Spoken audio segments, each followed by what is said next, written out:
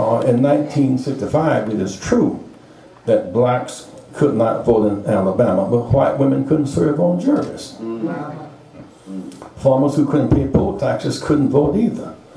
You had elections on Tuesdays to make it inconvenient for working people. You know, always should have had elections on Saturday or Sunday or both. But Tuesday was a day where only the masses could go to town to vote. And those who were oppressed, the farmers, could not go. We always fought to democratize the country for everybody. 1970, 18-year-olds got the right to vote. All of them. Argument was, if you're old enough to serve in Vietnam, you're old enough to vote for all 18-year-olds. 74, we got one case that you should vote residents, vote where you go to school. So if you live in a dormitory in New Haven and you live in Michigan, it's too much to have to go all the way home to vote. You should vote where you reside.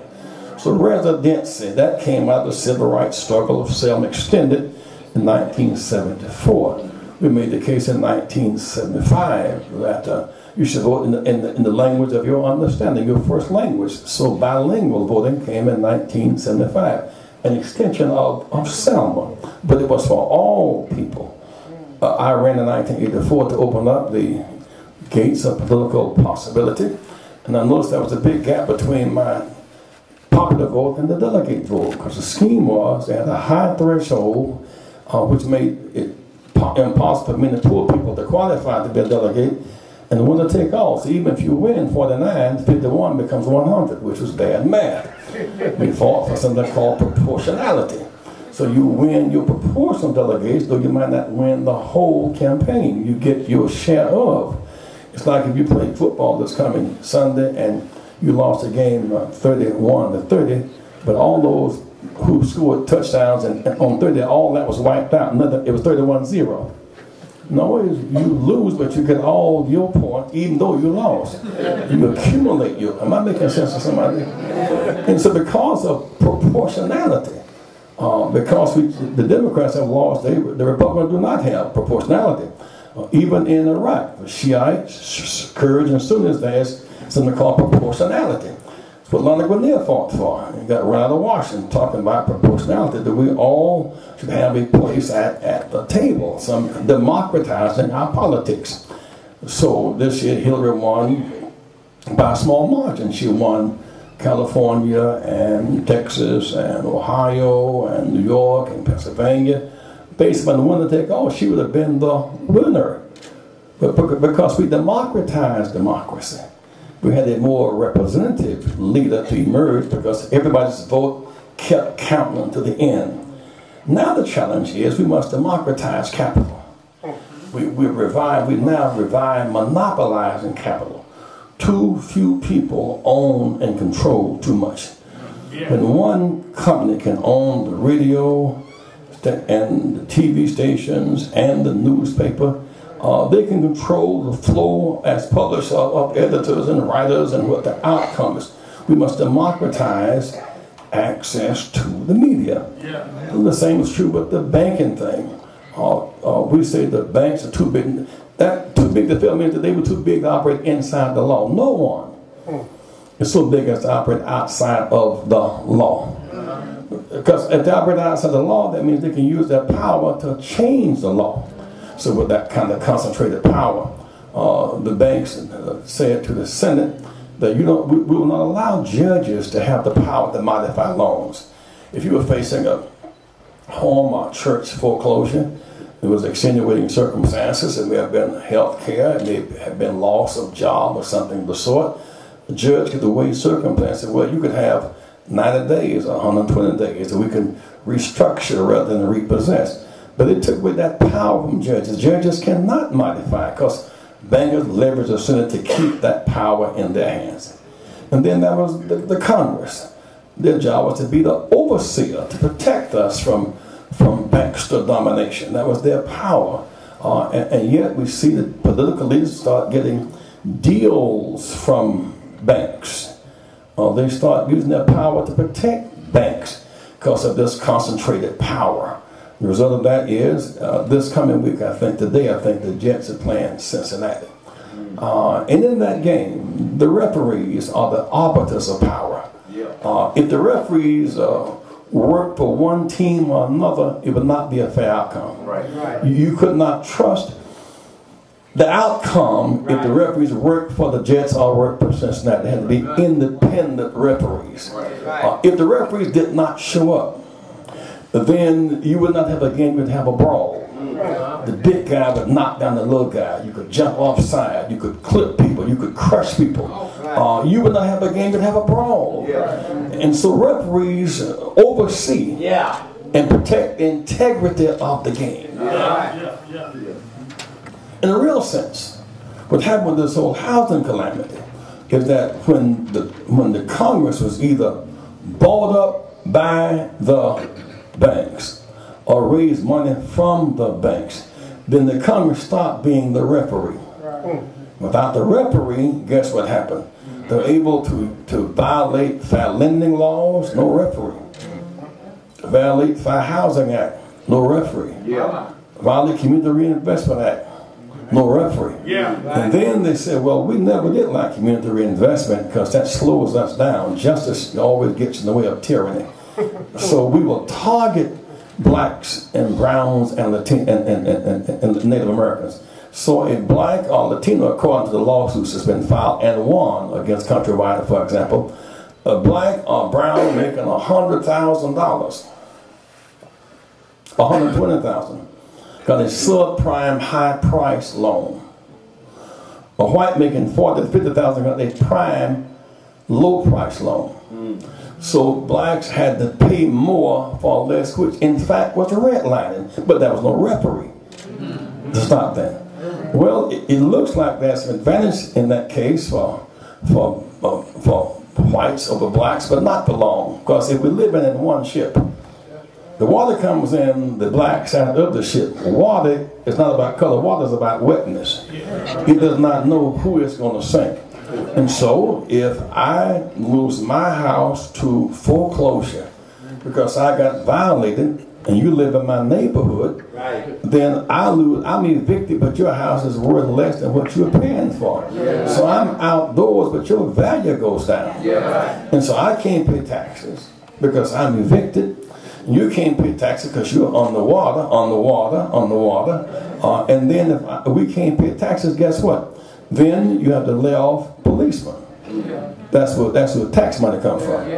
And then you got to lay off firemen, teachers, librarians, bus drivers. Talk to me, somebody. And so the whole city sinks because they let the water in on the weak side of the boat because the bankers bought up the referees. And then they say, but our boat is in trouble. We're about to have a great collapse. We need some money. We're sinking. So they submit a 2-page report to Washington, bail out. They didn't restructure, they refortified, and they bailed out the banks without the conditions of lending. Without the conditions of reinvestment or restructuring. So then they got huge amounts of money, and they didn't have to enforce equal employment opportunity. That's why the money left Washington. That's why it didn't get down to this side of town. Because they didn't have to honor EEOC or contract compliance or affirmative action. So we watered the leaves and left the roots to dry. And now it is paradise for Wall Street and hell for communities. Yesterday, the big report came out that about 10% unemployment for the nation. Well, for the blacks, it's 18%. And in New Haven and Bridgeport and Harvard, it's more than 25%. Harlem is more than 25%. And so disparities are based upon discrimination. And that comes because the laws were not enforced. But at the end of the day, the water came in to the black and the brown and the poor, but the water rises. Say water rises. So then it began to hit the prime loans. And then credit cards. And now commercial property. The water's still rising because they did not enforce Title VI of the Civil Rights Act. Some years ago, President Reagan wanted to give some money to Bob Jones University in Greenville, South Carolina. and they did not want to break up their segregation policies. So we did not allow federal money to go to Bob Jones because they would not honor civil rights inclusion laws. This is a Baptist church, basically back constituency. If you got a federal grant for this church, you couldn't just hire blacks. That's right. It's federal law. All people. You couldn't just hire men. You couldn't just hire Baptists. With federal law, right then, with federal law comes, federal money comes federal law, which is a law of inclusion. But they were able to get, the banks were able to get a standard different than Bob Jones. They got the money, but didn't have to honor basic inclusion. And then when they got so much money and they got arrogant and would not lend, and they were making money off of money. In other words, I give you $1 billion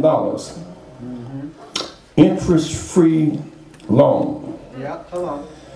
Interest-free. You make money just by looking at it. You can buy treasury bonds and make money off of the spread. And you make money and you use that money and since you own both the securities and the bank, then you make money off of trading. You make money off of investment, not money off of modifying loans. And the president said, look, we're giving you all this money. Should not modify, let's have a meeting.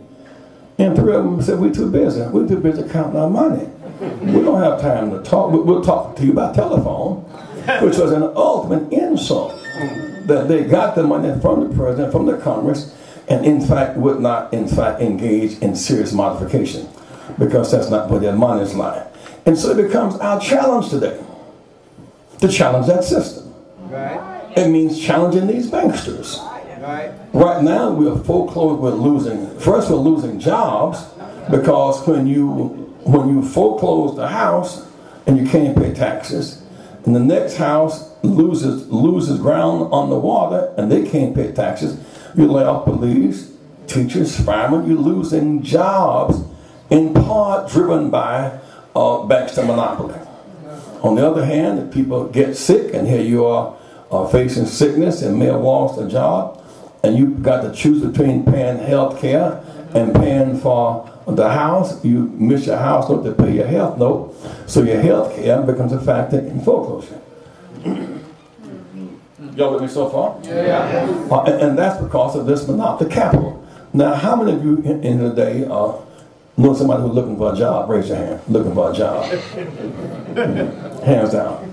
You know somebody who's in foreclosure? Raise your hand. Raise your hand. Hands down. You know somebody who has a student loan? Raise your hand. What's your student loan? What's your time with your student loan?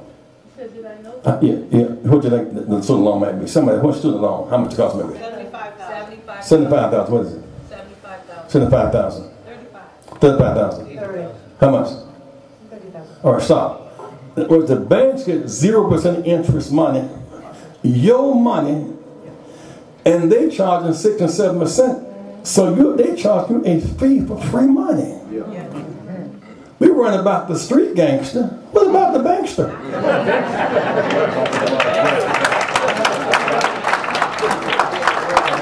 The street gangster goes to an ATM machine and snatch your pocketbook, but banksters take your house. They take your neighborhood. They take your church. They take you out of school. Say banksters have more power than street gangsters. We must be against street crime. We should not rob each other. We should not rob folk at ATM machines. We should not steal. We should not rape. But that must be as true for institutions as for individuals. I see whole towns sinking because of bankster power. We must restructure them, not just reform them. Maybe if they're too big to fail, I mean they're too big to be legal.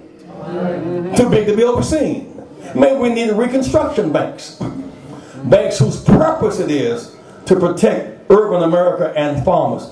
Banks must have a purpose other than just make money. Then there's something called the spread. There's Chicago Sun-Times article a couple of weeks ago. 3,200 blacks die a year healthcare gap. We lost fewer than 3,000 in 9/11, which was the great tragedy of our time. Terror on our own soil. This is a 9/11 a year in one city. 3,200 die a year, blacks, because of lack of access to health care and because of poverty. So now we must fight to restructure our economy bottom up. We must fight for a stimulus part two. We want to fight to restructure loans and not repossess homes. Some we've never seen before, Dr. Boise. Churches in foreclosure. Homes in foreclosure. Student loan debt, guaranteed debt without a guaranteed job. I've got a degree and no job. 750,000 coming out of jail or prison a year. And they come out and can't get a job. When Jennifer Hudson's mother and brother was killed